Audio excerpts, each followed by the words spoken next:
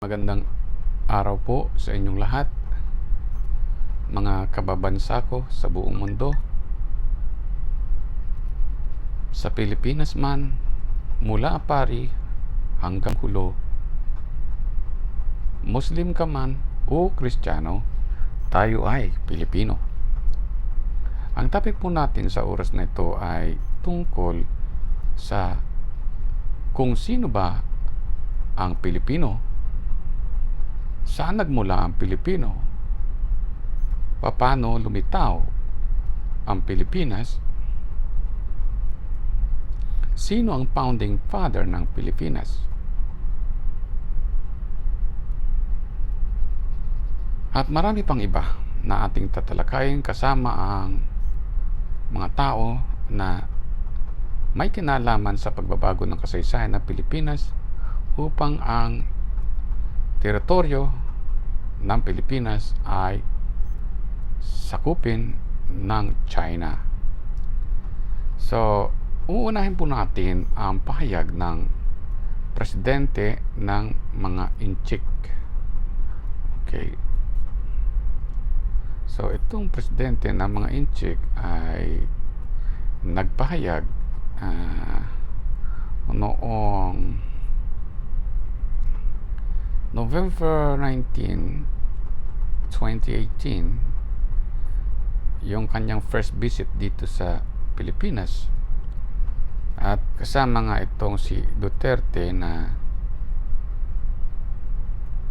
nagpahayag kasama si Xi Jinping tungkol sa kasaysayan ng Pilipinas, na ayon kay Duterte at kay Xi Jinping ay ang Pilipinas at China ay may tinatawag na shared history. Okay? May shared history daw. Mayroon daw pinagsasaluhang kasaysayan ang China at ang Pilipinas. At yan ay nahayag sa loob mismo ng Malachinang Palace. Inuulit natin, diyan sa Malachinang Palace ginagawa ang Peking history ng China dito sa Pilipinas. Dahil ang may hawak ng National Historical Commission ay walang iba kung hindi mismong ang presidente ng Pilipinas. At pag inyong pagbabasihan o pagbabatayan sa kasaysayan ng Pilipinas, marami sa mga naging presidente at vice president, senators, congressman, mayors, governors, at maraming mga artista, maraming mga historians, mayroong pari din, mga obispo, mayroong ding santo, mayroong pirata, may drug lord, may plunderer, at merong sino pa ang kasama nila? Pirata, di ba? So, lahat yan ay mga galing sa China, iisa lang sila, at ang kahuli-hulihang isinama nila ngayon, ay itong isang general ng People's Liberation Army na si Chinese General Ye Fei. At lahat sila ay nasa iisang listahan lamang na makikita nyo dyan sa Wikipedia. Kung sino man nagsusulat niya, kasaysayan yan, ay salamat naman at ipinaalam ninyo na iisang ancestry lang ng China ang nasa listahan ng Chinese Filipinos. So sa listahan ng Chinese Filipinos, nandyan ang kasaysayan ng bawat presidente ng Pilipinas, magmula kay Emilio Aguinaldo. Dahil ang panahon ni Emilio Aguinaldo ay napakahalaga sa Fujian ancestry ng China. Bakit? Kasi itong si Emilio Aguinaldo na pumatay kay Gat Andres Bonifacio na pinagtiwalaan ng gobyerno ng Spain sapagkat siya ay isang gobernadorsilyo tulad din ng kanyang mga magulang. So, si Emilio Aguinaldo ay isang Fujian Chinese galing dyan sa Amoy. At matatandaan na sinasabi ni Dr. Jose Rizal na ang hindi marunong magmahal sa sariling wika ay higit pa ang amoy sa mabahong isda. Okay. So, ang sinasabi ni Dr. Jose Rizal na mabahong isda ay yung mga taga-amoy. So, ano ba ang Amoy? Yan ay isang syudad dyan sa China na pinangalanan uli. Binago ang pangalan at ginawa itong Xiamen, no? Xiamen City. So, karamihan ng Shabu, dyan galing. Karamihan ng mga witchcraft historians ng China, dyan galing. Karamihan ng presidente, vice president, dyan galing. No? Vice President, President ng Pilipinas, dyan galing, sa Fujian Province. Okay? Meron din galing dyan sa Raoping, dyan sa Guangdong Province of China. At ang media, katulad ng may-ari ng ABS-CBN, ayon dyan sa nakikita natin na nakapublish dyan sa mga tabloid o sa mga printing press o sa mga sinasabi nating media outlet, ng radio station o television stations, ay galing din dyan sa Henan Province, yung ancestors ng founding father ng Pilipinas. Okay, so babanggitin natin mamaya kung sino yung founding father ng Pilipinas. Okay, so ayon kay Xi Jinping, balik tayo doon sa sinasabing shared history.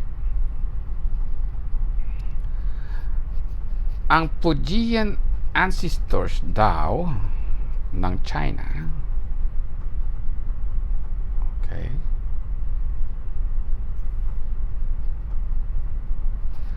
ang Fujian ancestors daw ng China ay founding father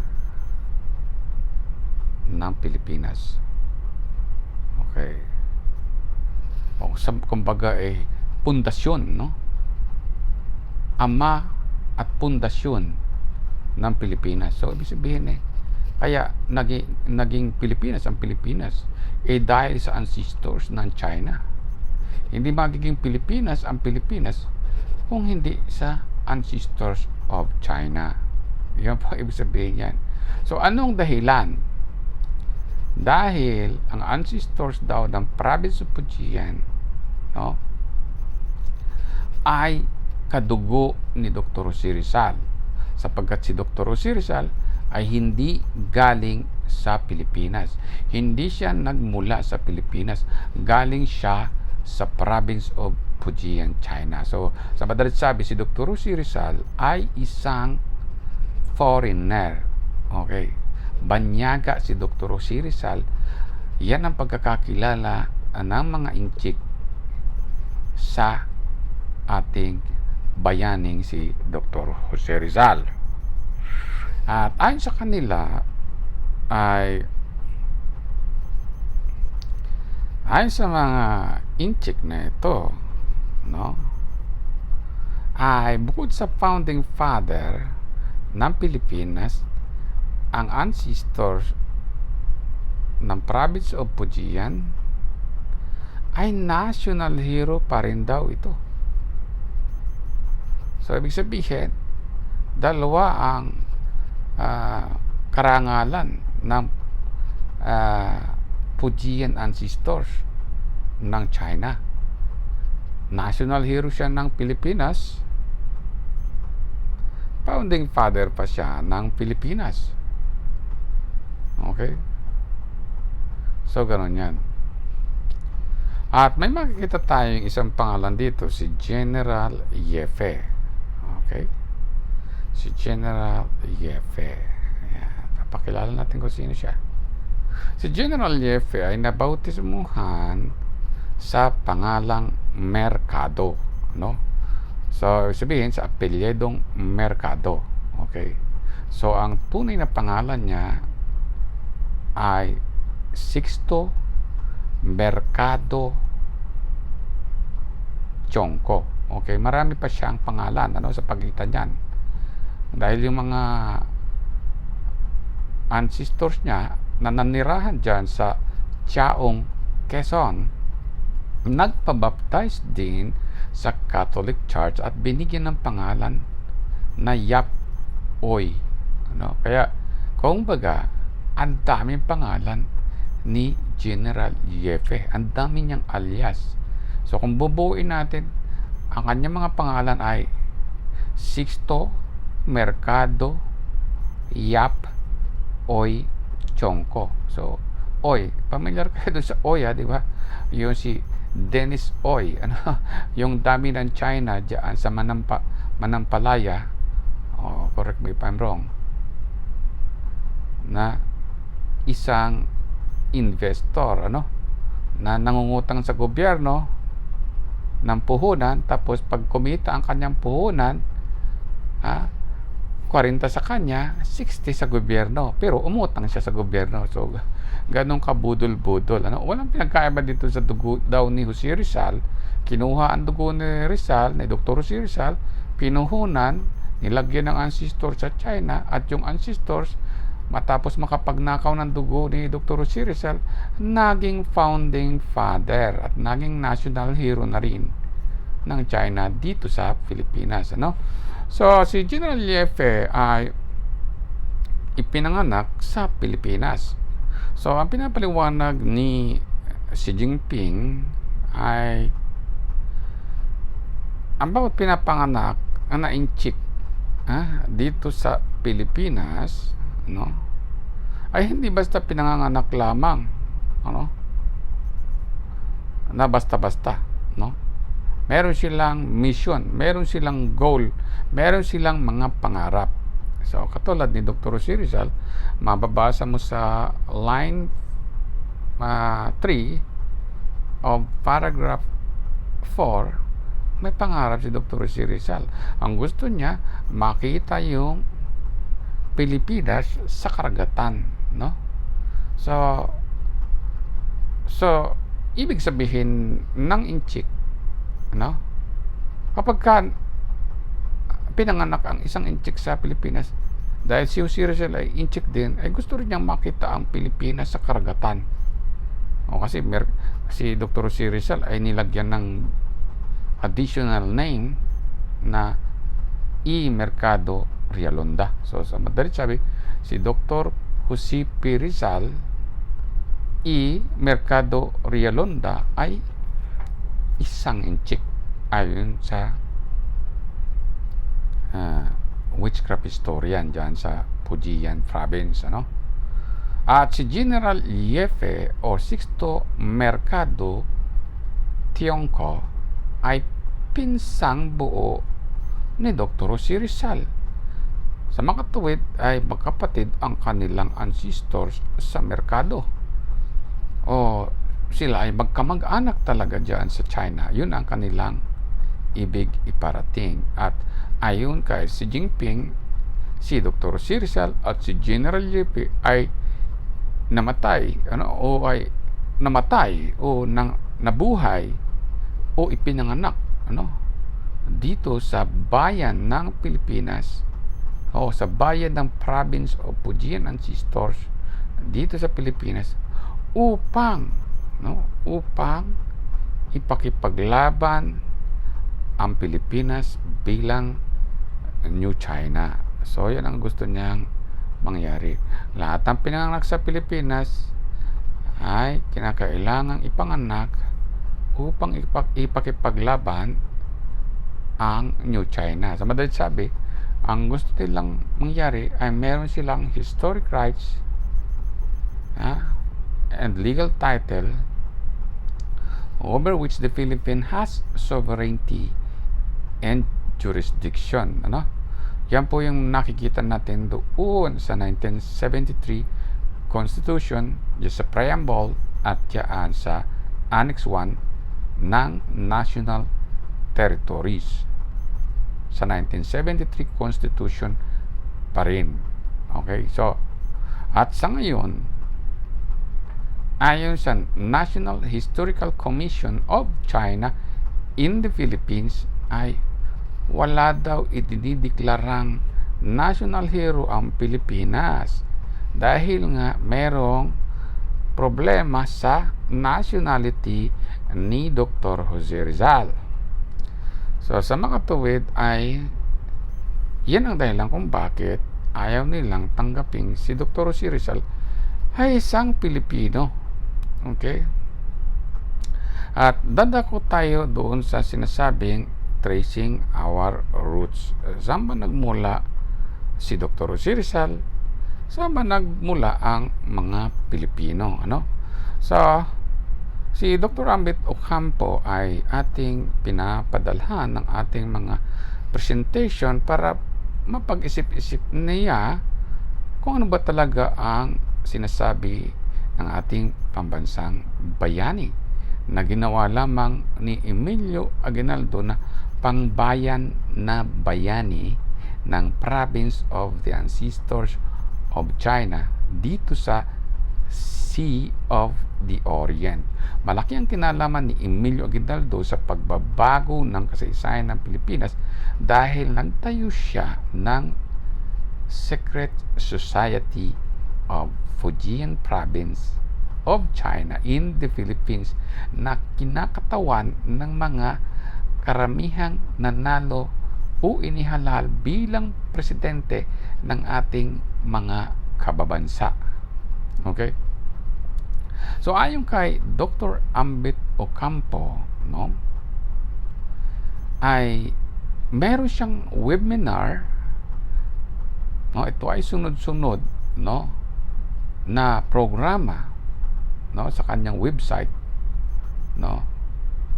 para talakayin, ihayag, kung sino ang Pilipino bago dumating yung mga mananakop. Sino ba ang ating pinagmulan at saan nanggaling. Okay? Ayon kay Dr. Ambit Ocampo, ang sulat o ang paglalahad, ang pagsasalaysay ng kasaysayan ng Pilipinas bago ang mga panahon na dumating ang Kastila o noong una pang panahon, yung prehistory ng Pilipinas, yung mga kasaysayan ng Pilipinas noong una pang panahon. So yun ang gustong itapik ng ating doktor na si Ambit Ocampo.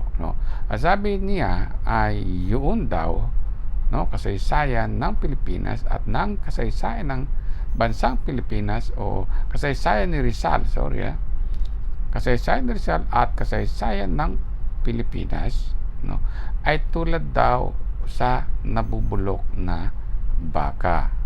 Okay? At tulad daw sa nangangamoy agok na isda, So may pagkakahawig doon sa sinasabi ni Dr. Jose Rizal. Ang hindi marunong magmahal sa sariling wika ay higit pa ang siyamen sa mabawong isda. So binago nila kasi ayaw nilang marinig yung amoy. Kasi yung amoy is a city of pirates, gateway of pirates, pirate city of China. Noong panahon wala pa yung Beijing, noong hindi pa sikat yung Beijing, kumbaga ang amoy ay capital, halos capital na iturig diyan sa China. Okay, noong panahon. At noong panahon, yan ang tinutukoy ni Dr. Jose Rizal, na mga taga-amoy, Ang mga taga-amoy na tulad ng mga Aguinaldo, ay tulad sa mabahong isda, Okay, so walang minahal si Dr. Jose Rizal na bayan bilang Pilipinas, kundi Pilipinas bilang bansa. Okay, yan po ang ating kasama o isasama sa ating topic.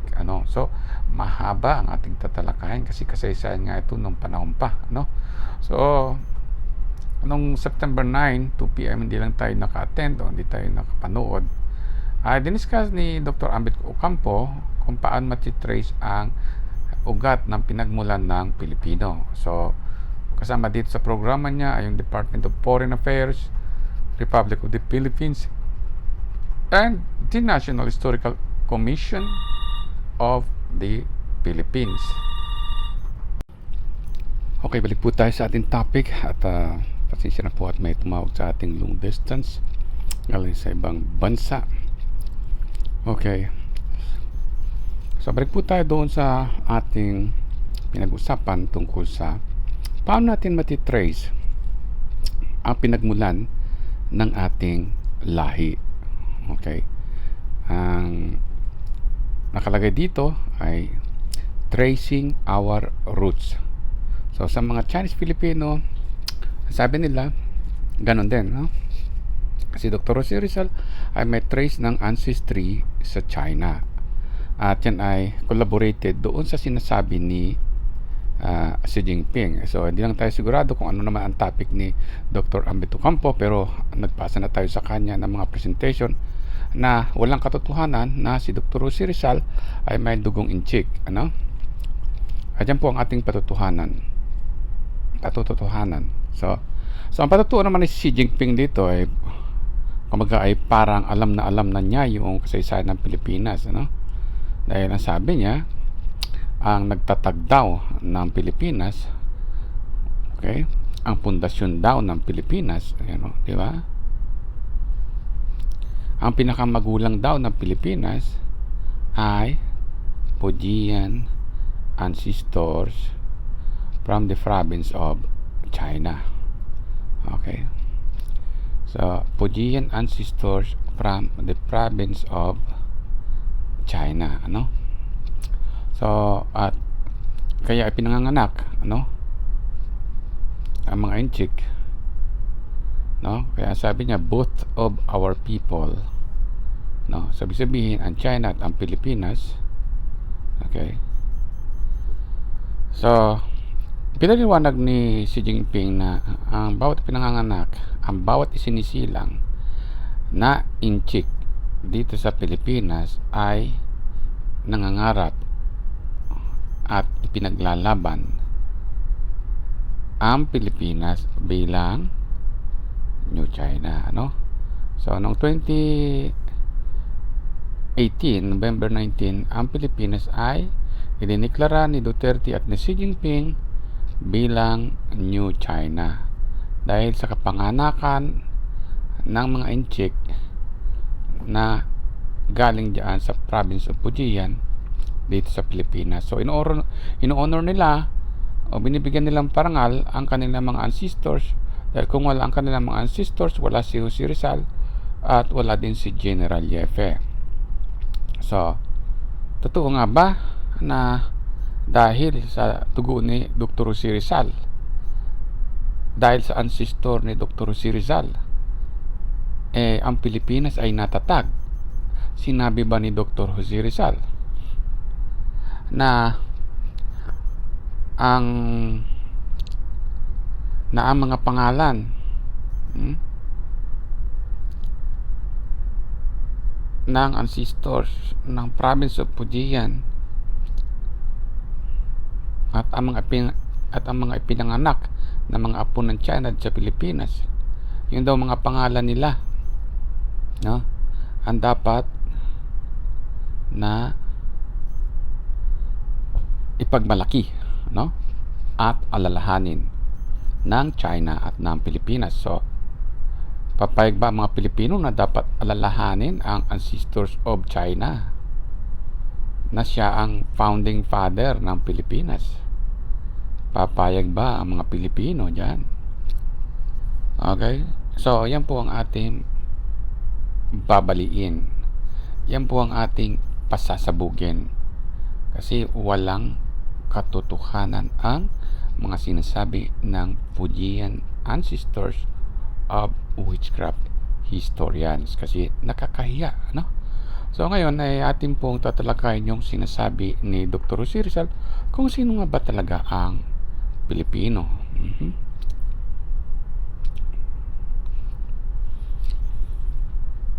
So,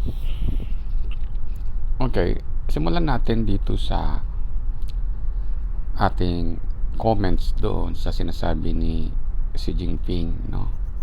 Sa ating pananaw, pag ating pinag-aralan niya ang last will ni Dr. Jose Rizal, ito ang ating makikita, no?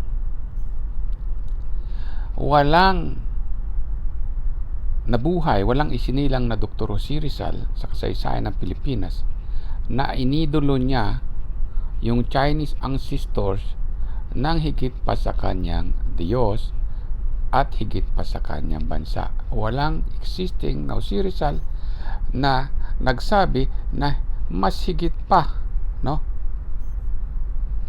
Na walang, sinasabi niya na hindi higit, no? Okay, sorry. Walang hihigit, no?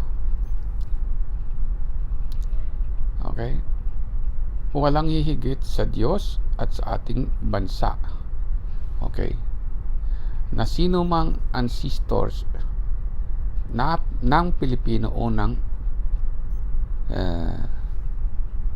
Inchik man o kung sino mang dayuhan, walang hihigit sa Diyos at sa ating bansa, no? So, ibig sabihin, napakahalaga na ang bansa ay mayroong Diyos. Okay, paano natin sinasabi? So, mababasa natin sa line 5 of paragraph 8 and line 5 of paragraph 13 na walang sino mang ancestors o bansa na hihigit sa Diyos. Kasi bansa nga nagdadasal ay sa Diyos, di ba? So, ibig sabihin, pag sinabing bansa, no? Yan yung sinasabi natin na nasa sa Genesis 10:5. Genesis 10:5 na ang Pilipinas ay bansa na nung una pa, after na create ng Diyos o lalangin ng Diyos ang planetang daigdig. Ganun po yan. Bago pa dumating ang Inchik, ang Diyos ang gumawa ng bansa ng Pilipino, ng lupain at ng karagatan. So yun ang ibig sabihin na bansa, no? So walang hihigit na magulang o ancestors, kaibigan, anak na babae, lalaki, kapatid na babae na lalaki, kaibigan, walang hihigit sa Diyos, no? At kahit ang bansa, ano, ay kinakailangan tumawag sa Diyos, magdasal. Dahil ang pagdadasal ay paraan para tayo'y iligtas ng Diyos, no? Hindi inchik. Okay?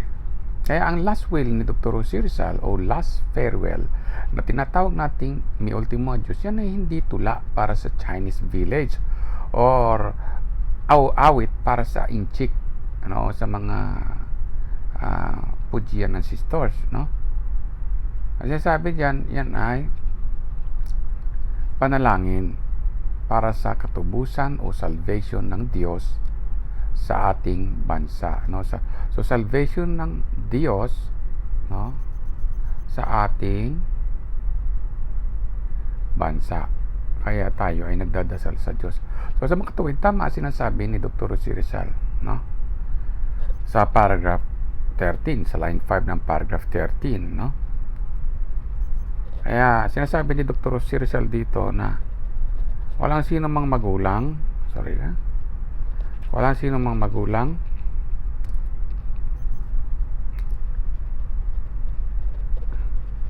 iniibig, okay, walang sino man daw magulang at iniibig ang pwedeng maghari Saan? Where? Sa bansang Pilipinas, no? O ay sinong hari ng bansang Pilipinas? Diba? Hindi naman po diyan ancestor siyang Diyos.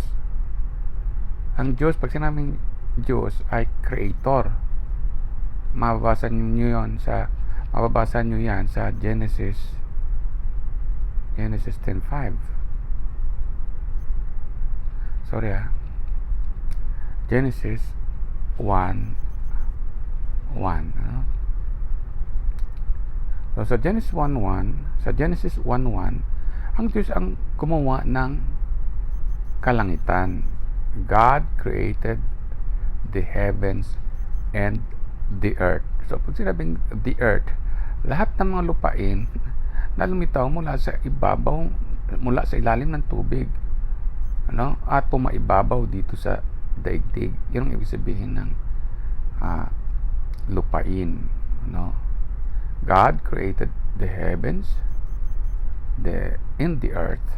Sabi sabihin, kahit pa yan ang lupa sa buwan, lupa sa Mars, o lahat ng kalupaan sa kalangitan, yun ay ni Diyos ang lumalang.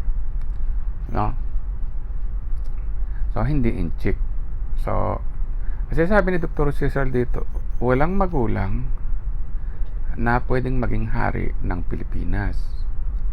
Walang kahit sino mang iniibig na pwedeng pwedeng maghari sa Pilipinas. Hindi niya pwedeng pagharian ang Diyos. So, sa madalit sabi, ang Diyos ang tinutukoy ni Dr. Jose Rizal na may-ari ng Pilipinas, na founding father ng lahat ng kaluluwa ng mga Pilipino. Okay? Ganon ni Dr. Jose Rizal, pinapahalagahan ang Diyos. Walang magulang, walang iniibig na mas hihigit pa sa ating Diyos. Okay? Ano pa? Okay? Walang hihigit na sweet foreigner, walang hihigit na childhood friends, walang hihigit na magulang, kapatid na lalaki at kapatid na babae. Walang hihigit sa kanyang fragments ng kaluluwa. Okay, kahit yung kaluluwa ni Dr. Jose Rizal o yung kanyang espiritu, hindi niya tinuring na mas higit pa doon sa may lalang ng 7,641 islands at lumalang ng rehiyon ng araw. So walang sinasabi si Dr. Jose Rizal dito na mas mataas pa yung Chinese ancestors doon sa Diyos ng Pilipinas.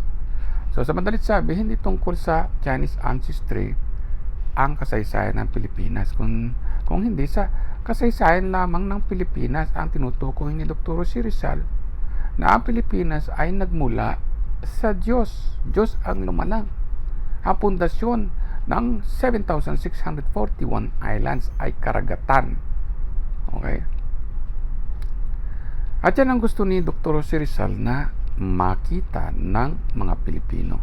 Yung bansa niyang iniibig na Pilipinas. Wala siyang sinasabi na gusto niya makita yung inchik sa dagat. Diba? Sabi dito, gustong makita yung jewel. Yung jewel na nasa karagatan. At yung karagatan ay nasa silangan. So, ibig sabihin, gusto si Dr. Jose Rizal ipalam sa atin na mayroon tayong bansa. At yung bansa na yon ay nasa dagat, at yung dagat ay nasa silangan. So, wala sinasabi yan na mayroong Chinese ancestors na nasa dagat at yung dagat ay nandoon sa province of China, sa Fujian. Di ba? At sinasabi yung dagat nasa silangan, wala sa province of China. So, ang pinag-uusapan dito, ang tinutukoy ni Dr. Jose Rizal dito ay historic rights and legal title over which the Philippines has sovereignty and jurisdiction. Yan yung sinasabi ni Dr. Jose Rizal, na hindi pwedeng angkinin mo ang dagat at ang silanganan ng araw upang kunin mo ang jewel angkinin mo ang jewel dahil merong may-ari doon sa jewel, di ba? Sinabi natin, Diyos ang may-ari ng jewel. Ang jewel ay sagi-sagian na ang Pilipinas ay kahit magkakahiwalay na pulo, ay magkakarugtong yan sa ilalim. Iisa ang baseline yan. Yun ang ibig sabihin niya. Okay? Nasa isang plate siya. Okay? Sa Pacific plate. So, bahala na dyan yung pillbox. So, yun ang sinasabi natin. So, walang inchik na sinasabi na yung jewel ay galing sa China o yung jewel ay pag-aari ni Kiyenan. So, hindi tungkol sa dugo ng inchik kasi sinasabi dito. Isang bansa, isang jewel o isang perlas na nasa karagatan ng silangan. Hindi karagatan ng Fujian ancestors, no? So, ngayon, i-discuss natin itong. Okay. Ganito ang sinasabi ni Dr. Jose Rizal sa kanyang huling pamamaalam o huling mga kahilingan. Okay. Ang sabi ni Dr. Jose Rizal noong December 30, 1896. Paalam, minamahal kong bansa. Isa kang kayamanang matatagpuan sa rehiyon ng araw. Okay, so ibig sabihin, ang bansa ni Dr. Jose Rizal na tinutukoy ay hindi treasure ng China. Okay, treasure yon na nasa rehiyon ng araw. No? Mahalagang kayamanan na wala sa China, wala sa dugo, wala sa inchik, wala sa province of Fujian, kundi nasa rehiyon ng araw. So, wala sinasabi niya na yan ay sovereignty of Chinese. Sinasabi niya, nasa rehiyon ng araw. Okay? At yung bansang yan, sabi ni Dr. Jose Rizal, ay tulad sa isang perlas. So, yung bang inchik, pwede mong ihalin tulad sa perlas? Hindi. Di ba? Hindi mo pwedeng ilubog yan dyan at mamamatay yan dyan sa South China Sea o dyan sa Pacific Ocean. Hindi siya pwedeng tawagin perlas. So, yung perlas na tinutukoy ni Dr. Jose Rizal na minamahal niyang bansa, ay nasa karagatan. Okay? So, yung China, nasa karagatan ba? Di ba? Yung inchik, pwede mo sabihin nasa karagatan. Di ba? Hindi. Bansa lang ang pwede mo sabihin nasa karagatan. So, yung China, wala naman sa karagatan yan. Di ba? Nasa Asia yan. Sa mainland ng Asia. So, maliwanag kasi sabi ni Dr. Jose Rizal ay hindi sa root ancestry ng China. Ang root ng Pilipinas ay nasa karagatan. Ang ugat ng 7,641 ay nasa karagatan, sabi ni Dr. Jose Rizal. At yung karagatan ay nasa silangan. At yung silangan ay nasa rehiyon.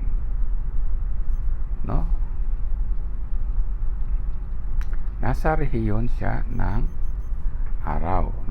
Hindi siya rehiyon ng China o rehiyon ng Inchik, rehiyon ni Kiyenan, kundi yung bansang Pilipinas, yung beloved country ni Dr. Jose Rizal ay nasa rehiyon.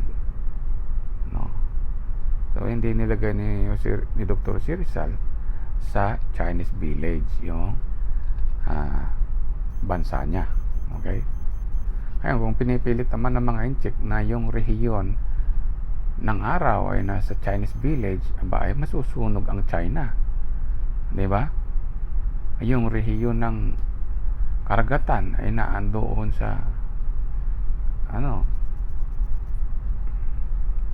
sa loob ng kusina ni Domingo Langco. O yung silanganan ay nandun sa dugo ng inchik. Di ba? So, hindi tungkol sa dugo ng inchik o sa root ancestry o sa trace of the root of ancestors of China. Sinasabi ni Dr. C. Rizal.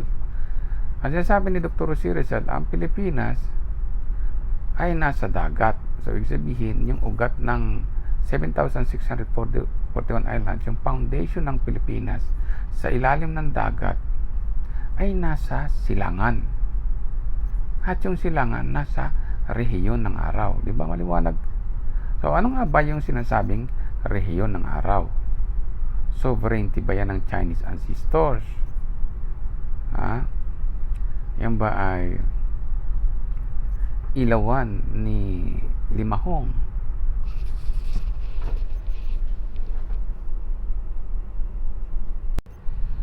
So, tatalakayin po natin kung ano yung rehiyon ng araw, na kung saan nandoon yung silangan, at sa silangan nandoon yung dagat, at sa dagat na yon na nasa silangan ay nandoon yung perlas o yung jewel of the sea na tinatawag ni Dr. C. Rizal na Eden. Eden, So, napakalaga ng salitang Eden. Kung hindi natin alam ang salitang Eden, malaki ang impact niyan sa kasaysayan, Kung anong ibig sabihin ng salitang Eden. Okay. Napakahalaga ng salitang Eden. Okay.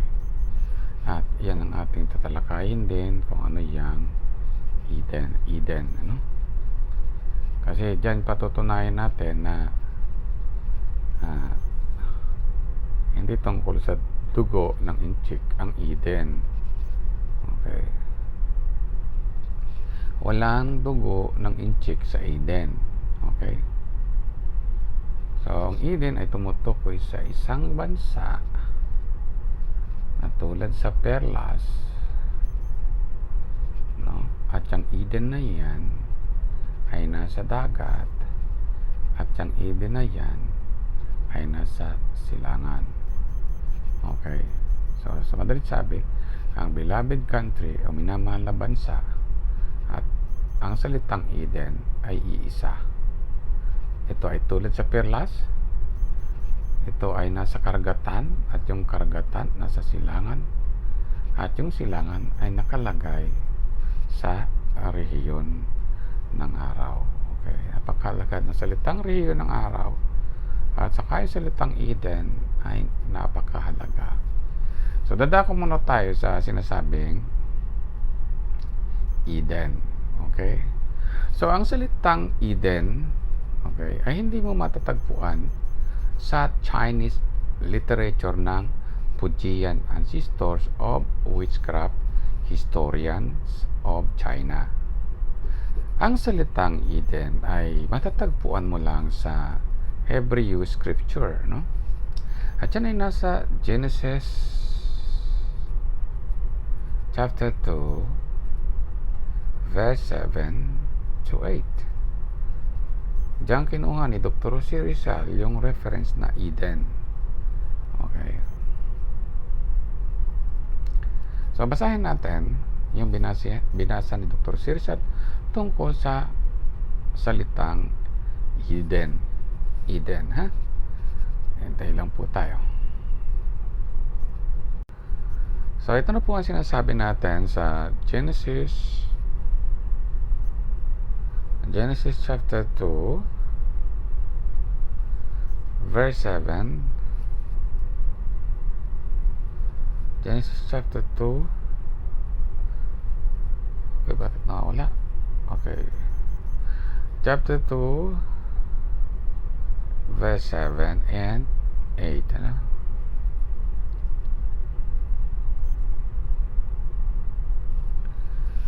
So, ang salitang Eden ay ito ang tinutukoy. Ito ay isang halamanan ng Diyos. Okay. So, ibig sabihin, ang Diyos ang nagtanim ng puno, ang Diyos ang gumawa ng lupa. Okay. Ang Diyos ang naglagay ng mga bagay na kailangan niya para doon sa Eden. Okay? Kailangan ng Eden ng tubig. Kailangan ng Eden ng kalangitan. Kalangitang mayroong rehiyon ng araw. Kailangan ng Eden ng mayroong tao. So, yun ang ibig sabihin ng Eden. Lahat ng kailangan ng Diyos, siya ang gumawa. Okay, yun ang ibig sabihin ng Eden. Okay? So, at ang salitang Eden ay tumutukoy sa isang lugar na kung saan dinala niya doon yung tao. Pagkatapos nilang lalangin mula sa alabok ng lupa. Okay? So, ibig sabihin yung salitang Eden, ayan yung mga tao na galing sa alikabok ng lupa. Hindi sa alikabok ng China, hindi sa dugo ng inchik, di ba? Nilalang ng Panginoong Diyos ang tao. So, yung unang tao sa Pilipinas, galing sa alabok ng lupa. Yun ang ibig sabihin niya. At yung kaluluwa ng tao, no, yung nabubuhay na kaluluwa ng tao, ay hindi galing sa hininga ng Chinese ancestors. Ano? Galing sa hininga ng Diyos, hininga ng buhay ng Diyos. Sa buhay ng Diyos nang galing ang hininga ng tao. Okay? Yung espiritu ng tao, yung ghost ng tao, o yung multo ng tao. Diba, pag nakakita tayo ng espiritu, sabi natin may multo. So, yung multo ng tao, o yung espiritu ng tao, yun ang hininga ng buhay na mula sa Diyos. At yung espiritu na yun yung may abilidad na mag-isip ang tama at mali. No? At yun ang may abilidad na mag-control sa kanyang alabok na katawan. So, kumaga, yung espiritu ng tao na anak ng Diyos, anak ng hininga ng buhay ng Diyos, okay, nilagyan ng Diyos ng katawang lupa. Okay, ipinasok doon. So, kung anong nakikita nyo doon sa katawang laman o katawang lupa, yun yung anyo ng espiritu ng tao.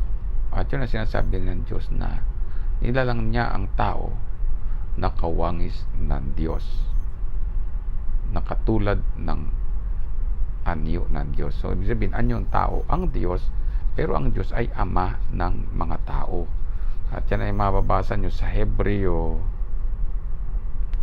12:9.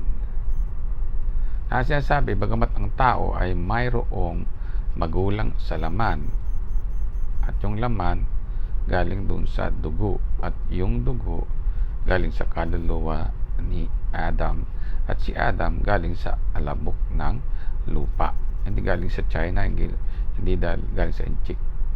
At yung lupa na yon, doon dinala, no, doon galing, no, doon dinala si Adam and Eve sa Eden. At naglagay ang Panginoong Diyos ng isang halamanan sa Eden. Okay, sa dakong silanganan. So, sa Eden siya, pero sa silanganan. So, ibig sabihin, sa Orient, no? At inilagay niya doon ang taong kanyang nilalang. So, Diyos ang naglagay ng tao doon sa kanyang halamanan na kanyang nilalang. Yun ang ibig sabihin ng Eden. So, hindi mo pwedeng pangunahan yung Diyos. Yun ang ibig sabihin niya. So, inhalin tulad ni Dr. Rizal ang Pilipinas sa Eden. So, maliwanag na sinasabi ni Dr. Rizal na inihalin tulad niya ang Pilipinas o ang kanyang minamahal na bansa sa Eden. So, ang ibig sabihin ni Dr. Rizal, Diyos ang lumalang sa Pilipino at hindi inchik. Diyos ang lumalang sa bansa natin at hindi inchik. Okay? Sa madalit sabi, Diyos ang lumalang ng rehiyon ng araw. Okay? Rehiyon ng araw. O yung sinasabing langit, sky. So sa sky may isang rehiyon doon sa langit. So yung rehiyon ng langit, nilagay niya yung araw. Okay. Kaya tinatawag na rehiyon ng araw. So sa rehiyon ng araw ay may tinatawag na silangan. Okay. Ng araw. So ibig sabihin, ang sumisilang diyan sa rehiyon ay araw, hindi sumisilang ang inchik. Kaya, kasi sinabing silangan, araw ang lumilitaw diyan. Liwanag ng araw. Hindi liwanag ng Chinese o dugo ng inchik. Okay? At doon daw sa silangan ng rehiyon ng araw, mayroong karagatan. Okay? At sa karagatang yun na nasa silangan, doon sa rehiyon ng araw, ay mayroong perlas. At yung perlas na yon, sinasabi ni Dr. Rizal, ay ang kanyang bansa. Ang bansa niya ay tulad sa perlas. Diba? Wala naman dyan sinasabi ang bansa niya ay tulad sa province ng inchik. Wala naman ng inchik doon sa... So, walang inchik dyan na pinag-uusapan, no? Kundi bansa na nasa rehiyon ng araw. O, yun ang Eden. So, ipapaliwanag natin nasaan ba ang rehiyon ng araw. At yan ay ipapakita natin sa inchik para mahimasmasan sila sa ilusyon ng kanilang mga ancestors, ano? Especially yung mga kamag-anak dyan ni Marcos, na galing dyan sa Guangdong, kamag-anak ni Cory Aquino, galing dyan sa Fujian province, ano? Si Duterte galing sa Fujian province, si Bongo, ano? Si Sara Duterte, okay, lahat ng mga inchik, no? Na gustong gumawa ng kasaysayan ng kanilang ancestors sa Pilipinas, sa pamamiki ng mga inchik na ito at paglalagay ng kanilang mga pangalan, political names dyan sa kalsada, sa mga paaralan at pangalan ng mga lugar sa Pilipinas, yan ay bawal, no? Hindi inilagay ang inchik dito sa Pilipinas. Ang sinasabi ni Dr. Rizal, ang inilagay sa Pilipinas ay Pilipino. At yung Pilipinas, hindi inilagay dun sa inchik, inilagay ay sa dagat. At yung dagat, inilagay ng Diyos ay sa silangan. At yung silangan, inilagay ng Diyos doon sa rehiyon ng araw. At yung rehiyon ng araw, inilagay ng Diyos sa kalangitan, hindi sa China. So, ganun ang sinasabi ni Dr. Rizal, ano?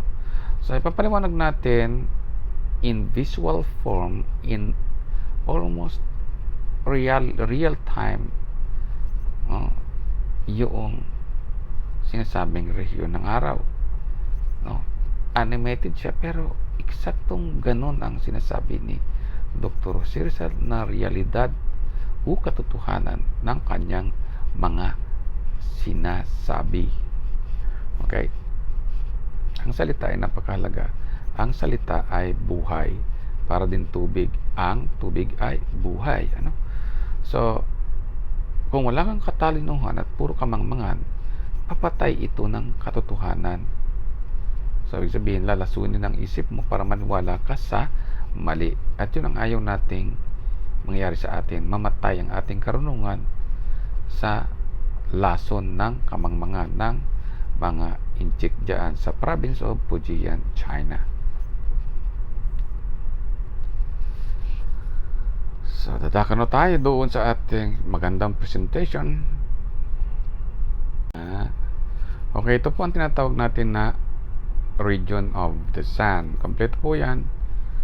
Meron dyang lupa, may kalangitan, may araw, may buwan, may mga planeta.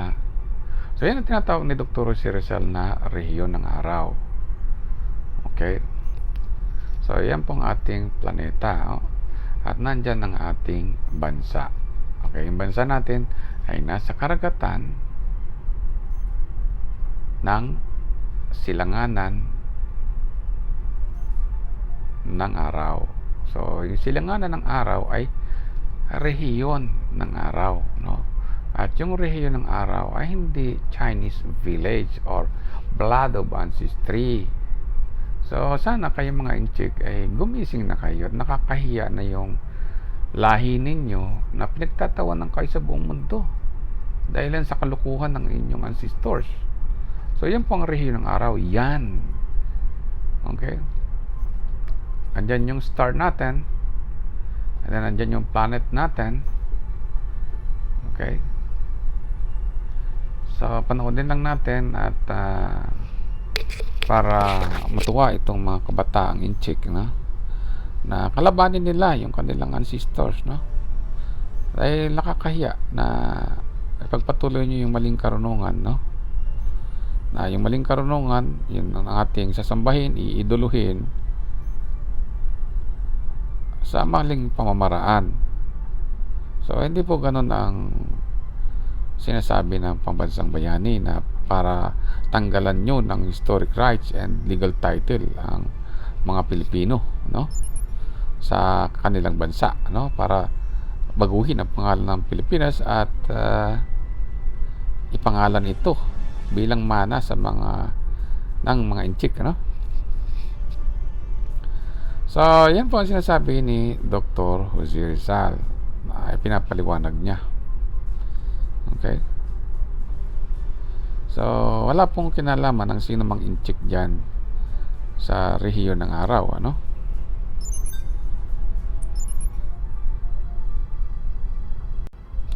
Kung isusum out po natin yung rehiyon ng araw, makikita nyo sa kalangitan, no? Ng Milky Way Galaxy. Okay, makikita nyo Milky Way Galaxy sa kalangitan. Okay? So, ang rehiyon ng araw ay napakalawak, ano? At maapansin nyo kung nasaan tayo sa kalangitan. Saan naglalakbay ang panahon ng ating mga bansa o ng bansang Pilipinas. Diba? Sabi ni Dr. Jose Rizal, ano ba sinasabi ni Dr. Jose Rizal? Let the moon see me. Let the burning sun evaporates the rain. So, yun ang sinasabi ni Dr. Jose Rizal na region of the sun.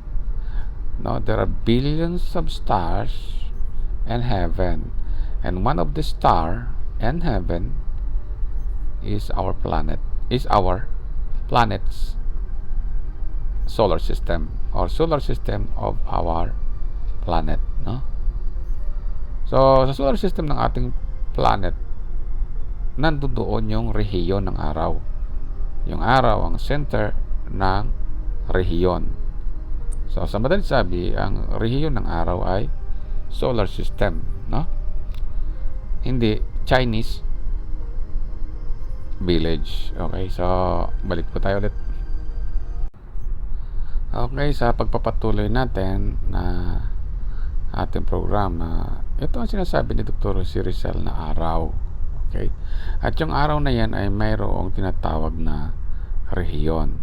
Ang rehiyon ng araw ay binubuo ng mga planeta na may kanya-kanyang buwan, ano?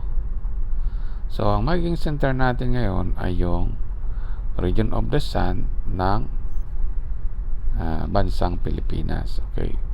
Nasaan ba yung region of the sun? Ano? Okay. So, ito po ang pinakikita natin na region of the sun. Ano? Siya po ay nasa kalangitan at wala sa China. Okay. So, makikita lang natin sa inchi kung paano bang nangyayari at nagkaroon ng region of the sun. Okay.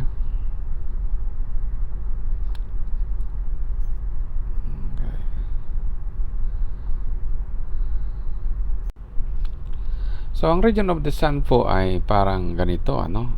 Kung ating pag-aaralan.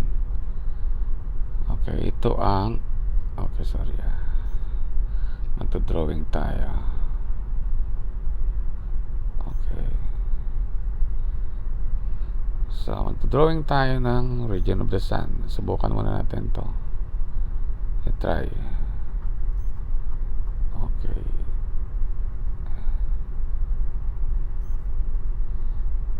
Okay, halimbawa lang po yan, ano. Okay, ganyan. Okay, masyadong panyata. So, manual natin ang drawing. Okay, so ganito. Okay, yan ang region of the sun. So kung hindi perfect ay pasensyahan na tayo. So ganyan po ang region of the sun. Okay?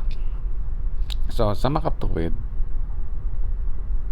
ang actual na region of the sun ay hindi manggagaling sa China. Okay? Manggagaling po sa center of our solar system, mula dyan sa araw hanggang dun. Yan po ang sinasabing region of the sun. So from the center of our solar system hanggang dun. Okay. Okay, ganyan. Tumatagos pa yan dun sa malayo. Kasi nakikita nga po ng ibang nakikita ng ibang planeta o sa, kung kayo nasa ibang planeta o nasa buwan kayo, makikita nyo yung araw, no? Yung liwanag ng araw. Yan ang makikita nyo, no? Okay, yung liwanag ng araw. So sa madaling sabi, kung ang silangan, no, na tinutukoy ni Dr. Jose Rizal ay yung Orient, nandoon ang Pilipinas. Okay, so yan ay tumutukoy sa kasaysayan ng Pilipinas na nasa rehiyon ng araw. Wala sinasabi dyan na yung inchik yung nasa rehiyon ng araw. Ang nasa rehiyon ng araw ay yung dagat saka yung silangan. Okay, so yung silangan o yung east na tinatawag natin, no? Okay, drawing tayo, tayo. So ito yung sinasabi ni Dr. Jose Rizal. Okay, nasa silangan ang ating okay, sorry, baliktarin natin. Okay,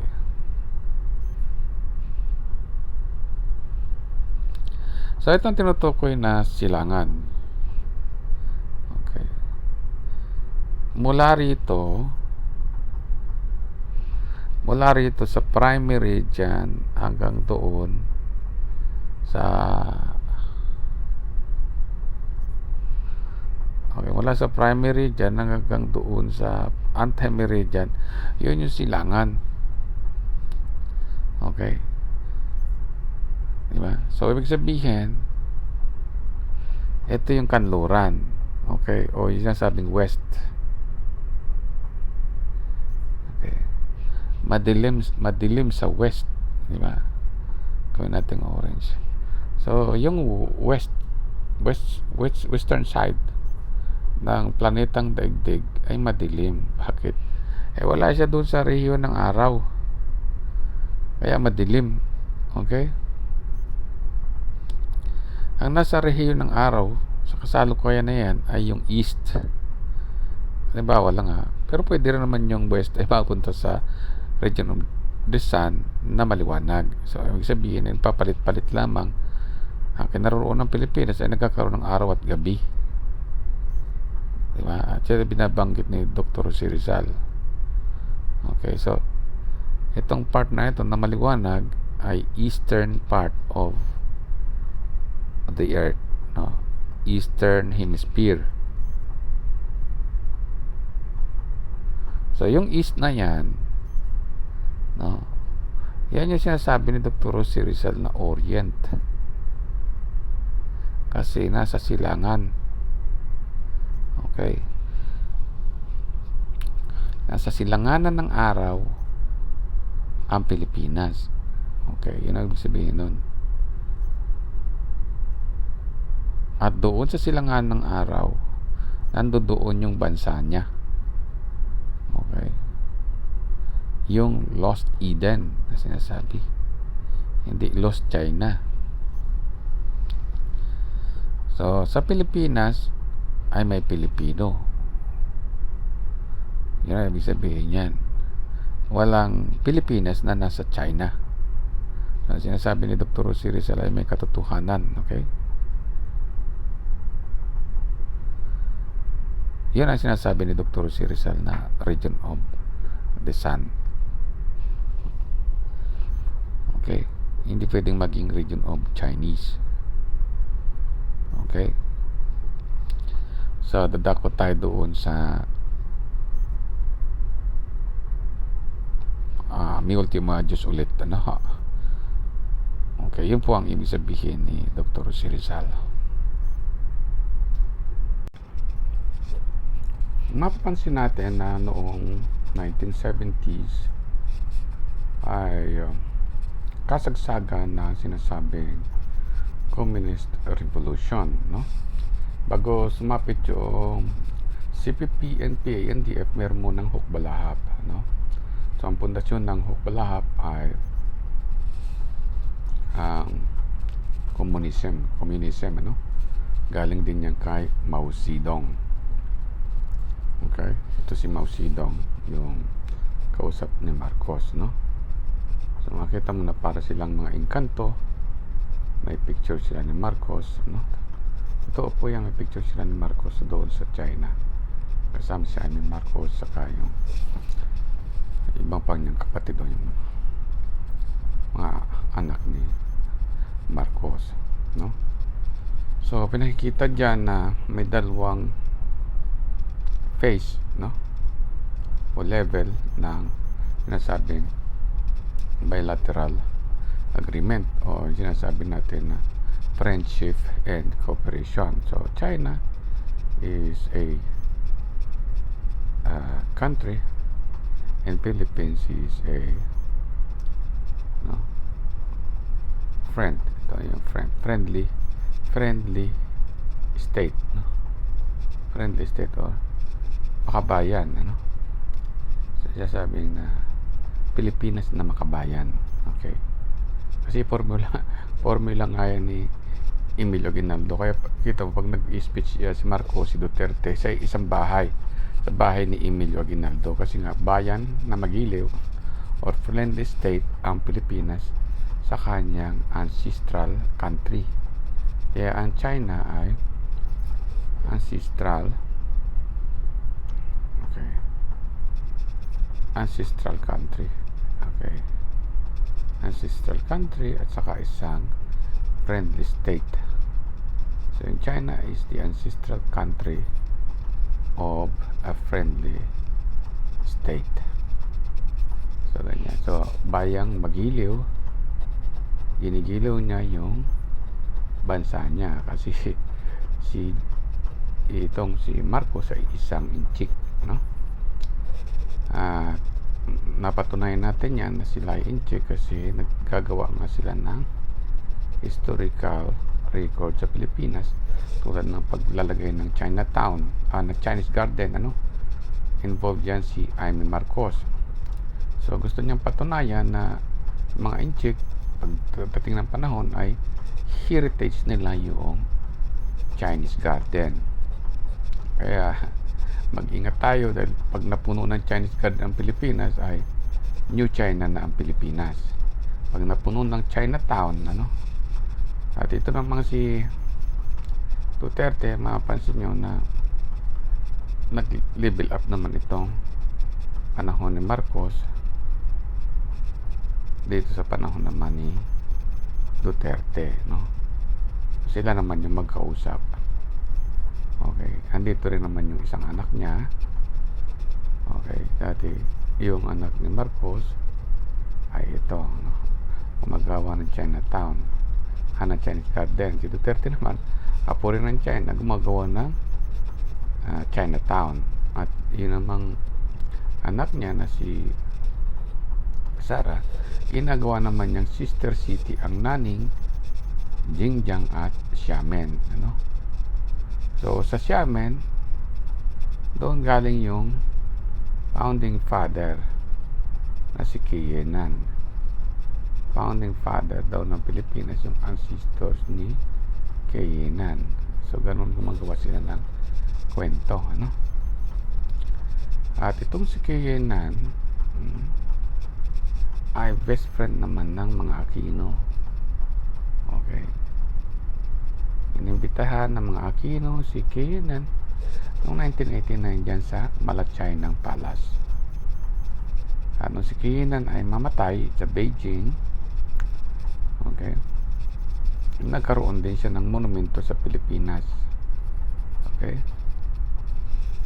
Diyan sa Tayabas, Quezon. Si Ninoy, isang Fujian Chinese, namatay, nagkaroon din ng monumento. Okay? Si Robredo, isang Chinese, nagkaroon din ng monumento.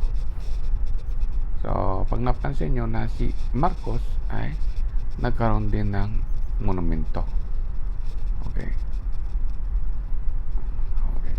So, lahat ng mga enchik ay nagkakaroon ng monumento, kasama ito si Cory Aquino, no? Okay.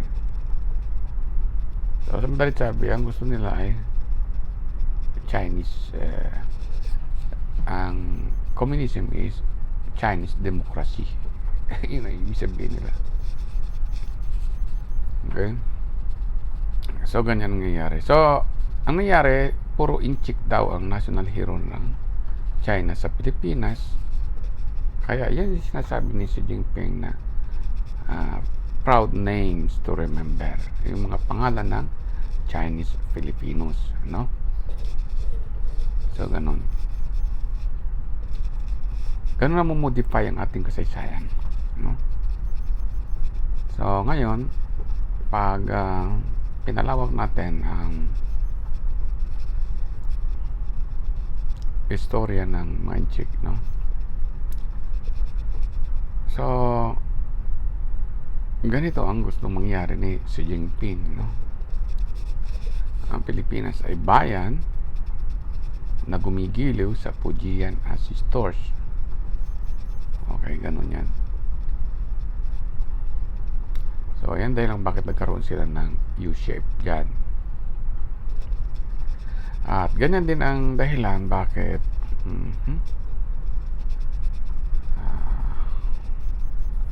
okay.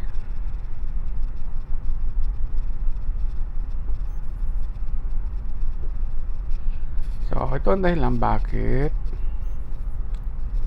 itong si Cory Aquino, no? Yan.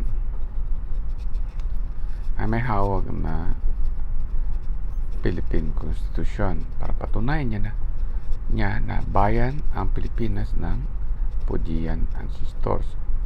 Ganyan sila man din lang, no? So dito sa pinakikita ni Cory Aquino, binago ni Cory Aquino ang 1973 Constitution. Makikita nyo sa 1973 Constitution sa preamble, okay, na ang Filipino people,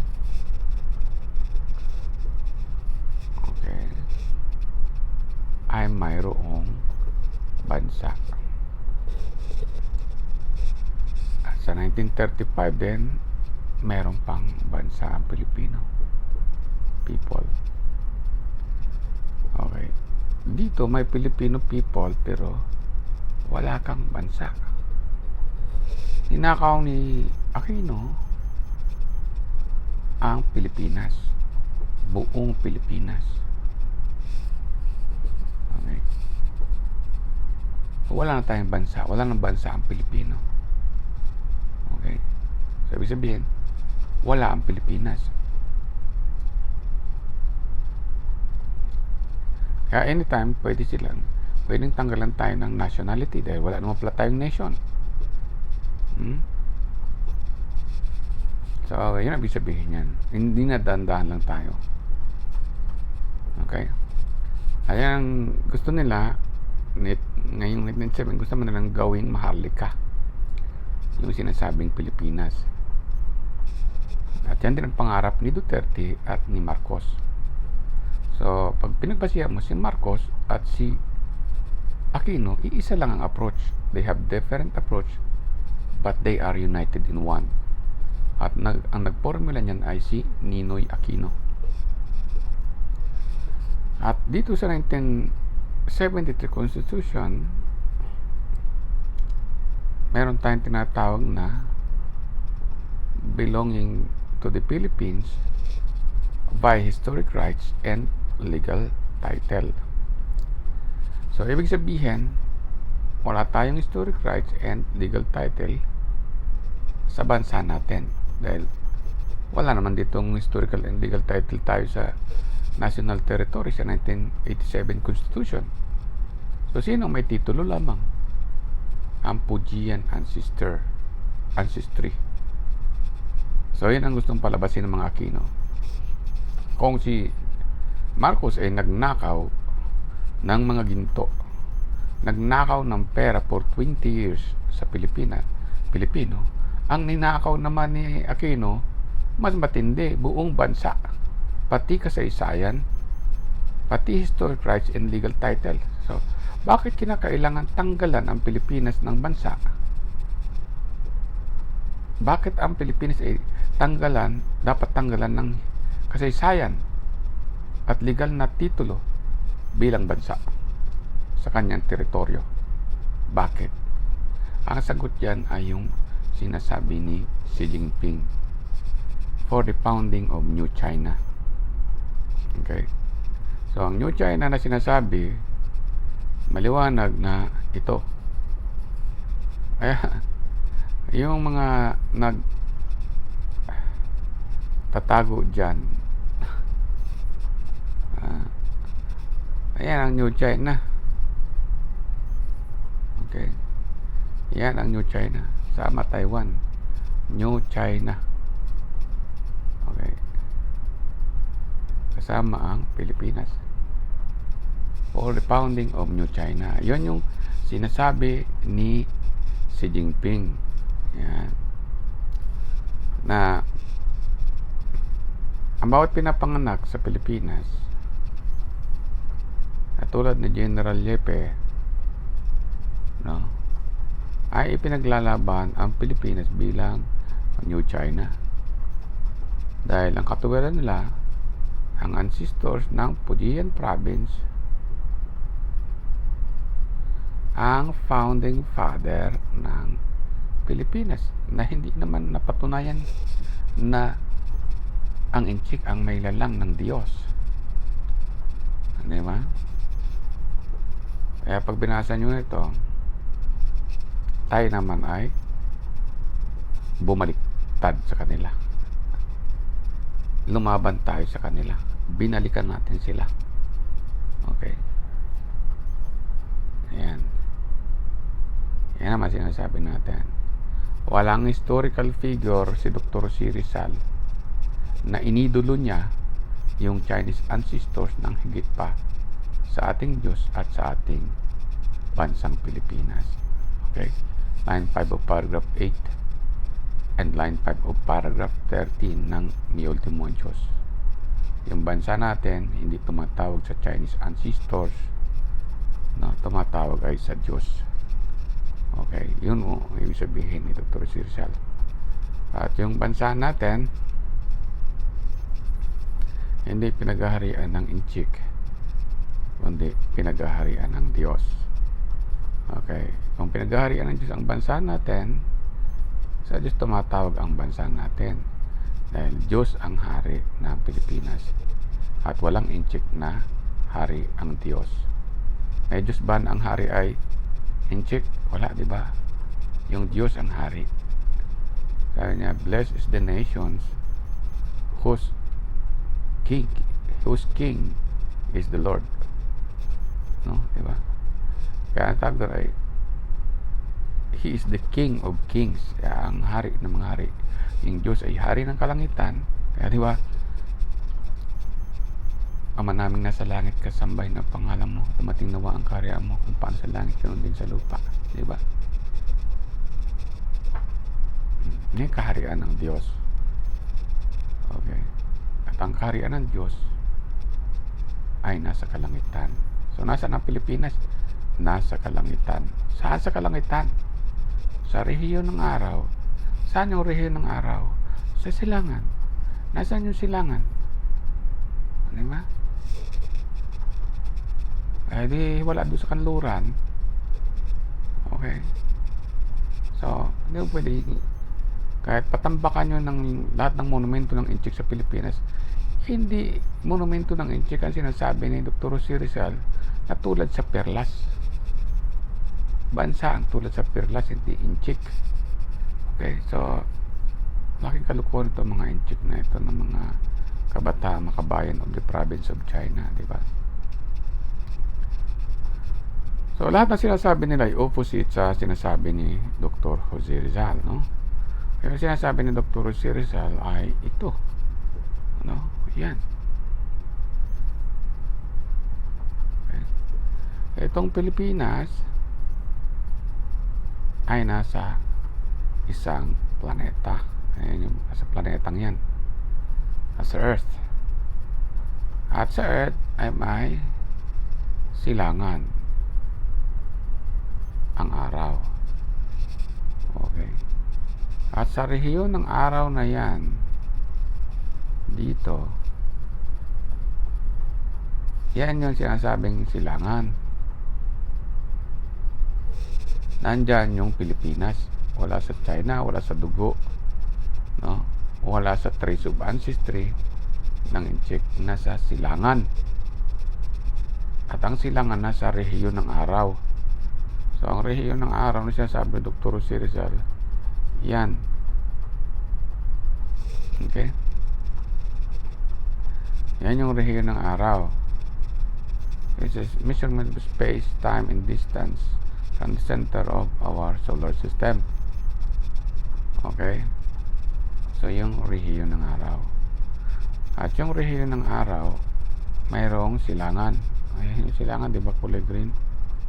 At mayroong kanluran. So, yung opposite side ng kanluran. Okay. So, may kanluran ang rehiyon ng araw at may silangan. Okay. West. At yung dagat ay nasa silangan. At sa dagat ng silangan, nandoon ang Pilipinas. Yun po ang meaning ng sinasabi ni Dr. Jose Rizal, hindi tungkol sa Chinese ancestry, tungkol sa bansa na nasa rehiyon ng araw. Okay? So, ang rehiyon ng araw ay 12 buwan sa loob ng isang taon. Okay. Nandyan ang Pilipinas 12 buwan sa loob ng isang taon. Nandyan siya sa rehiyon ng araw. Kaya hindi walo ang sinag ng flag ng Pilipinas. 12 ang sinag ng flag ng Pilipinas. At may 3 star. Luzon, Visayas, and Mindanao. So, yung Luzon, Visayas, and Mindanao ay nasa kalangitan sa rehiyon ng araw. Yan ang ibig sabihin yan. Saan sa kalangitan? Ang Pilipinas. Nasa rehiyon ng araw. Okay. Eh, nasaan yung rehiyon ng araw? From the center of the solar system, papunta doon. From the center of the solar system, papunta doon. Yan ang rehiyon ng araw. Okay? So, nasaan yung Luzon, Visayas, Mindanao? Nasa rehiyon ng araw. Ayan ang rehiyon ng araw. So, sa rehiyon ng araw, nasaan yung Luzon, Visayas, Mindanao? Nasa silangan. So, maliwanag na sabi ni Dr. Jose Rizal ay lugar na sinisikatan ng araw. Hindi pwedeng sabihin mo na lugar na sinisikatan ng inchik, lugar na sinisikatan ng araw. O di Orient. Nasaan yung Orient? Orient silangan. Nasa rehiyon ng araw. Hindi pwedeng baliktarin na yung rehiyon ng araw ay nasa dagat. No? Hindi mo pwedeng baliktarin na yung dagat ay nasa Pilipinas. Yung Pilipinas ang nasa dagat. Yung dagat nasa rehiyon ng araw. Nasa silangan. Nasaan yung silangan? Nasa rehiyon ng araw. Nasaan yung rehiyon ng araw? Nasa kalangitan.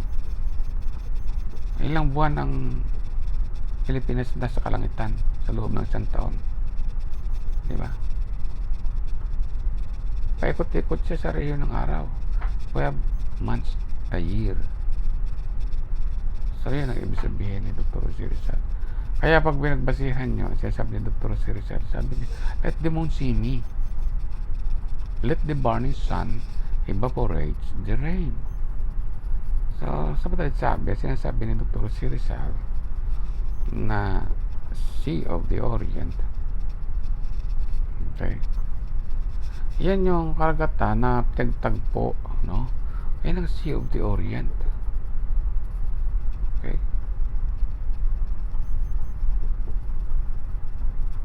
So, ang Sea of the Orient, makikita mo sa silangan. Ang silangan, ang silangan galing sa prime meridian. Okay. Dito galing yung silangan sa prime meridian. Papunta dito. Sa Sea of the Orient. Okay. So, dito, ang silangan hanggang anti-meridian. So, ibig sabihin, pag pinagsama mo ang prime meridian and anti-meridian, ang tinatawag na silangan, ayan nakikita ng araw, yan tinatamaan na sinag ng araw. Ayan. Indian Ocean, Pacific Ocean. Nandyan daw yung dagat ng silangan. Nandito ang dagat ng silangan. Okay. So, silangan. Diba? Nasaan yung dagat ng silangan? Diba? Nandito. Ito Pacific Ocean. Dito naman Indian Ocean. Dagat lang naman sinasabi. Small part of an ocean. Ito nandyan. So, mayroon bang dagat na nasa Chinese village? So, sinasabi dyan ay sovereignty ng Pilipinas, an historic title over which God has sovereignty to the Filipino people. Kaya hindi pwede sabihin na tungkol sa inchik ang sinasabi, kundi tungkol sa bansa ng Diyos. Bansa ng Diyos ang Pilipinas. At walang Diyos na inchik, no? So, yan ang sinasabi ni Dr. Rizal. Ang sinasabi naman ng inchik ay ganito. Okay. Ang sinasabi ng inchik ay ganito. Ang Pilipinas ay bayan ng province of Fujian ancestry. Okay. Bayan na magiliw ng province of Fujian ancestry na magiliw na mga makabayan sa province of Fujian ancestors of China. So, ang ibig sabihin ng inchik, no, wala sa Pilipinas ang bansa ni Dr. Rizal. Nandoon sa northwest. No, nandoon sa northwest yung bansa ni Rizal. Ayan. Kung nasa northwest ang bansa ni Rizal, samantalang sinasabi ni Dr. Rizal na ang bansa niya ay wala sa northwest, nasa silangan, ay di magkakontrahan na yung dalawang Jose Rizal. May isang Jose Rizal na nagtanga na Jose Rizal na sinasabi niya yung silangan nasa northwest. Ayun, kung ang bansa ni Jose Rizal ay China, nasa dagat ba yung China? Di ba? Ay, di nagkagulo-gulo na. Di ba? Ang bansa ni Jose Rizal ay China, nasa northwest. So, mali na sinasabi ni Jose Rizal, farewell, beloved country, treasured region of the sun, pearl of the sea orient. Oh, perlas na nasa dagat, bansang nasa dagat, Eden na nasa dagat. Ay, kung sasabihin mo, ang origin ng ni Rizal ay China, wala naman sa dagat yung China. Wala din sa silangan. So, ang observer ay si Kiyinan, nakarating sa Pilipinas. Okay. Nandito si Kiyinan. Okay. Ito si Kiyinan. Ayan si Kiyinan. Sorry. Dito nakatayo si Kiyinan. Pilipinas. Ang bansa daw ni Rizal ay nasa northwest dahil apo daw niya si Rizal. Okay, so ibig sabihin siya nagtutula ng tula sa Chinese village. Oh, paano na sunod na kakantay na Pilipinas? Bayang Magilo, perlas ka ng northwest. Hindi perlas ng silanganan, perlas ng northwest. Ayun ang sunod na katangahan na ituturo ng mga inchik sa atin, perlas ng northwest. So ang sinusukat ng inchik ay ito, north, angle ng north and south. Okay, so ang pinagbisihan niya ay galing sa north or galing sa south. So ang basihan niya ng sukatan ng origin ni Dr. Rizal ay galing sa north west. So ganon, northwest. So sa madalit sabi ay angle ng northwest ang sinasabi ng inchik, no? So kumbaga parang sinabi niya na ganyan. So nandun yung bansa ni Rizal, from the north going to the west. Tataman ay China. Ay wala na sa yung paragraph 1 at saka paragraph 14. Hindi na makikita ng mga Pilipino ang Pilipinas, dahil yung Pilipinas ay nandun pala sa Chinese ancestor na. So ganun kagulo ang pamimiki ng kasaysayan, ano? So sa madalit sabi, kung pinagbasihan ay nasa northwest ang bansa ni Rizal, nakatalikod siya sa araw. Ang ginawa niyang reference ay hindi yung region of the sun, kung hindi north pole of the earth. So paano mo sasabihin mo yung farewell beloved country, no? So tingnan natin yung sinasabi ni Xi Jinping dito, kukumpara mo. Nagsabi ba si Dr. Rizal, farewell beloved country, treasured region of the north. Ay, north ka nagbase mo north eh. Di mo naman pwedeng perlas ng silanganan. Ay di dragon of the land na lang, of the orient, dragon of the land of the orient. Pero wala naman siya sa dagat, hindi naman siya pwedeng maging perlas. Eh di dragon na lang, hindi naman siya pwedeng maging Eden. So yung ating lost Eden nasa dagat, no? Wala doon sa China, yung dagat pala sa China. So yan ang maliwanag na walang kinalaman, walang shared history ang kahit sinong Chinese ancestry sa Pilipinas. Kaya walang karapatan si Marcos maglagay ng monumento kahit saan. Ang Aquino Boulevard, Marcos Highway, hindi dapat ilagay yan sa history ng kalsada. Kasi gusto mo mangyari yung kalsada ng China diretso sa Pilipinas. Hindi ganun, ano?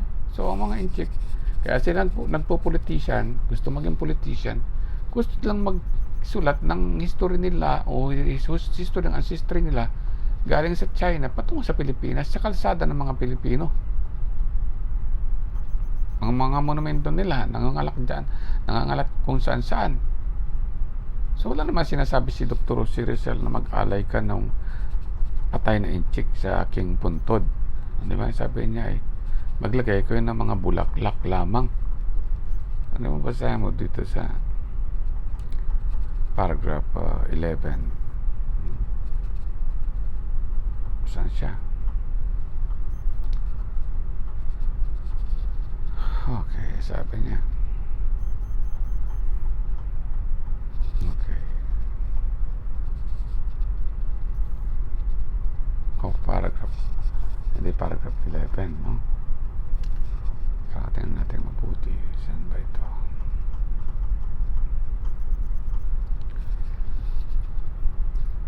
Okay, basahin po natin mabuti.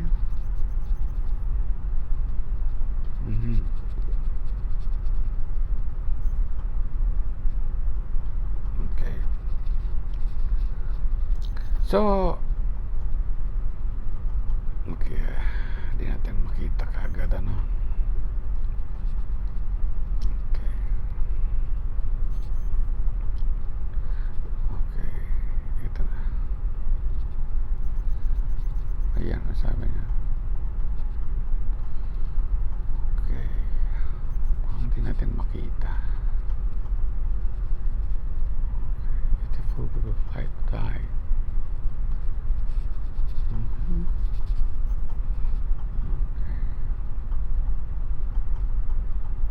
how beautiful to fall to give you flight. Okay, ito na, sinasabi natin. So, nasa paragraph 6, na? If upon my grave, one day, sabi sabihin, one day, ibig sabihin, in 24 hours, or in the future season, yun ang sinasabi niya, or in future day, one day at that time, sa panahong yun, sa araw na yun na darating, sabi niya. Sabi niya, pinag-usapan doon ay travel of the earth and within the measurement of time, distance, and space sa heaven. So one day is 24 hours. It's complete rotation of the earth, or yung sinasabi natin, yung west na punta sa east, yung east na punta sa west. So pabalik-balik lang yung nagsacycle lang yun.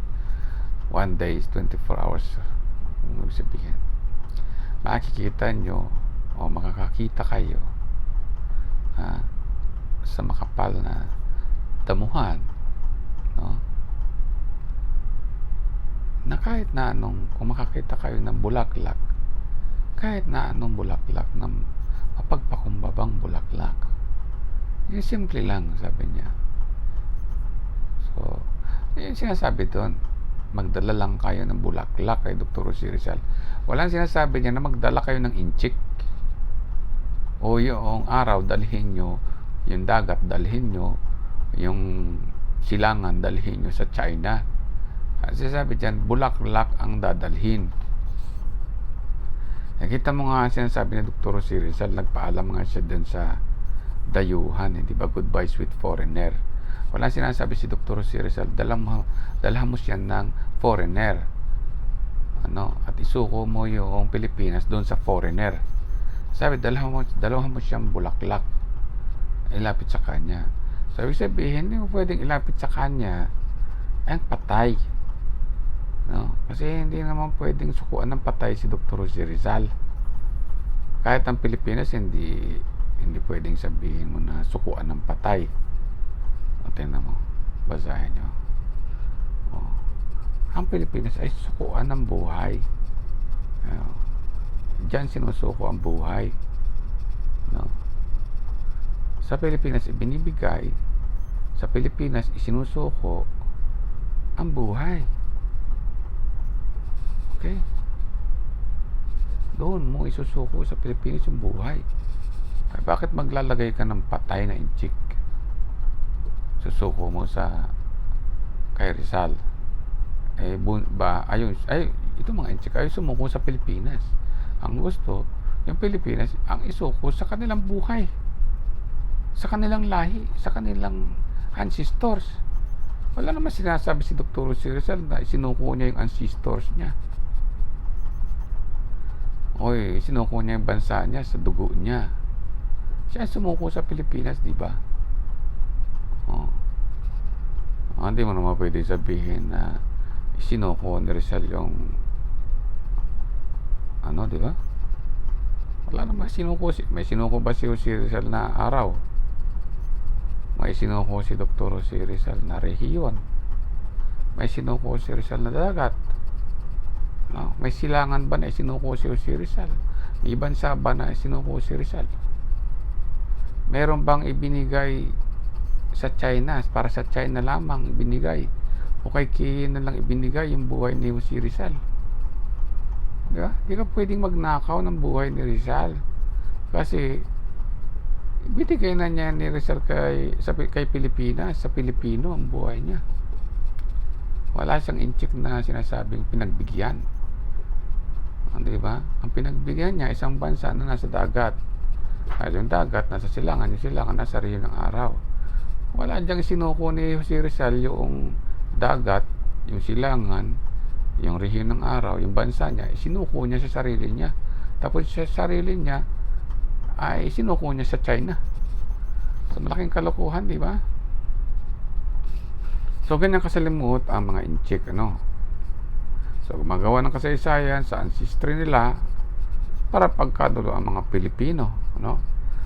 Katulad ni Gloria Arroyo. Akala ko nakakahanga siya, pala puro propaganda lang ito ng Polish Asia. Ay, ang Polish Asia na yan pwedeng kasuhan ng terorismo sa pangliligaw ng buhay ng mga Pilipino. No, si Dr. Jose Rizal, ibinigay niya, namatay siya para magbigay ng buhay, hindi para kumuha ng buhay ng Pilipino. Namatay siya sa ilalim ng kalangitan ng isang bansa na nasa dagat. Hindi siya namatay sa ilalim ng bahay ng inchik, sa ilalim ng kalangitan, sa kalupaan ng isang bansa na nasa ilalim ng kalangitan. Sino ba bang gumawa ng kalangitan na yan? Di ba yan Diyos? So, pinasasakit ng mga inchik yung ulo nila, Paano kang magiging founding father ng Pilipinas? Gagawin mo muna yung region of the sun. Paggawa lang ng araw, may hirapan ka na. So, yun ang dahilan kung bakit gumawa ng araw ito mga inchik. So, yan po ang dahilan kung bakit walang national hero na historical figure sa Pilipinas. Yan ang sabi ng National Historical Commission, kasi nag-imbento na nga sila ng revolution. So, meaning na ang gusto nila na kaya nila inilalagay yung mga patay nila kay Dr. Jose Rizal para isiris yung bangkay ng China sa puntod ni Rizal o sa monumento ni Rizal. Pwede bang maging ebidensya na pag isiniris mo ang patay kay Dr. Jose Rizal, province ng Fujian ancestry ang Pilipinas? So, walang ganyang kasaysayan ang Pilipinas, So, fabricated ang lahat ng nangyayari.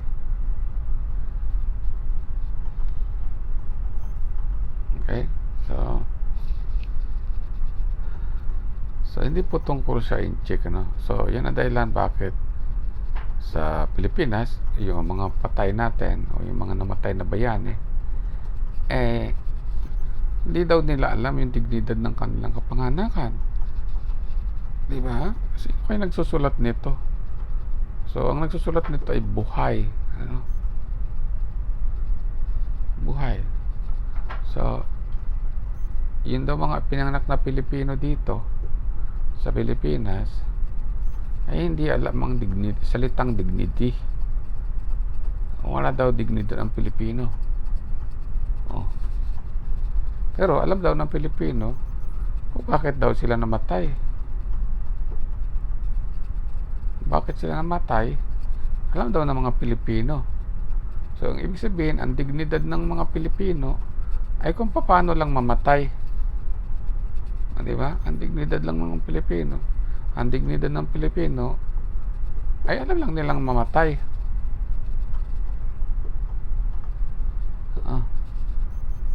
Sikat lang tayo sa kamatayan, sabi niya. Sikat lang daw ang mga Pilipino sa kamatayan. Samantalang yung mga inchik, ano siya sabi ng mga inchik, yung pangalan nila, proud names to remember. Ang mga Pilipino walang dignidad. Lahat ng mga pinanganak sa Pilipinas na mga inchik ay proud names na dapat alalahanin.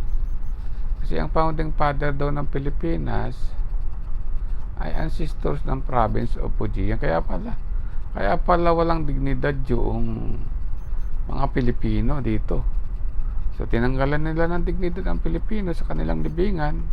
Pero yung kapanganakan ng mga inchik dito ay proud names to remember.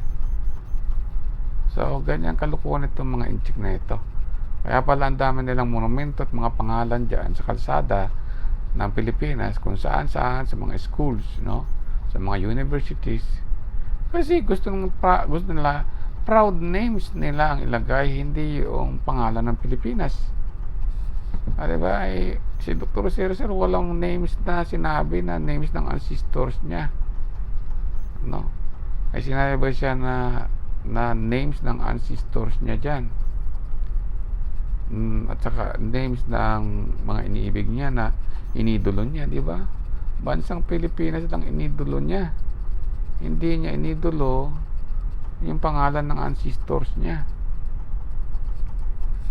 Sa madalit sabi, yung pagka-Pilipino ng mga parents niya at pagka-Pilipino ng mga iniibig niya, yun ang kanyang inidolo. Para isahan na lang. Hindi mo pwedeng isa-isahin na si General Yepe, si Marcos, si Aquino, si Duterte, na gusto rin maging tulad ni Rizal, si Robredo, nagkaroon ng mga monumento. So ang mga incheck na galing dyan sa China, magkakaroon ng monumento, ay proud names nga nila yung kanilang mga pangalan. Hindi na yung Pilipinas, hindi na yung Diyos, no? So, sa madalit sabi, sila ang nagbabago ng kasaysayan ng Pilipinas. Kasi nga, sila ay mga incheck. So, ganyan ang nangyari, ano? May sinabi ba si Dr. Jose Rizal? So, kung sa aking bangkay, ang inyong mga bangkay. Kasi sinabi ni Dr. Jose, isinuko ko ang buhay ko. Hindi niya sinuko yung bangkay niya. Sabi niya, sinuko ko ang buhay ko sa Pilipinas. No? Sinabi niya, yung kanyang labi ay mabalik sa lupa. Sapagkat diyan kinuha ng Diyos ang kanyang buhay. You know? And before my ashes return to nothing, they may be the dust. May they be the dust of the carpets. That carpets your field. No? Binabuti pa ni Dr. Rizal na yung bangkay niya, yung ashes niya, yung katawang laman niya o katawang lupa niya ay mabalik na tulad sa carpet ng kalupaan ng Pilipinas. Ganon inakap ni Dr. Rizal ang bansa. Hindi niya inaakap na gamit-gamit yung mga dugo ng inchik. No? Okay, so yun po ang ating sinasabi na walang kinalaman ang Chinese ancestry sa kasaysayan ng Pilipinas. So ito mga apo ng China na tulad ni Duterte ay gumagawa ng kasaysayan na sister city daw ng naning Jingjiang at Xiamen ang Davao. Kaya ito mga impostor na ito na walang alam sa kasaysayan o pangunga ang ilong nila, pero hindi naman nila Pilipino. Ang mahal nila ay ancestors nila sa China, at nakatayo sila sa Peking history na ginawa ni Erap Estrada na isang plunderer. Hindi ganyan ang kasaysayan ng Pilipinas na porke na nasa pwesto kayo ay gagawin nyo ng province of China ang Pilipinas, ano? Makikipag-collaborate kayo sa isang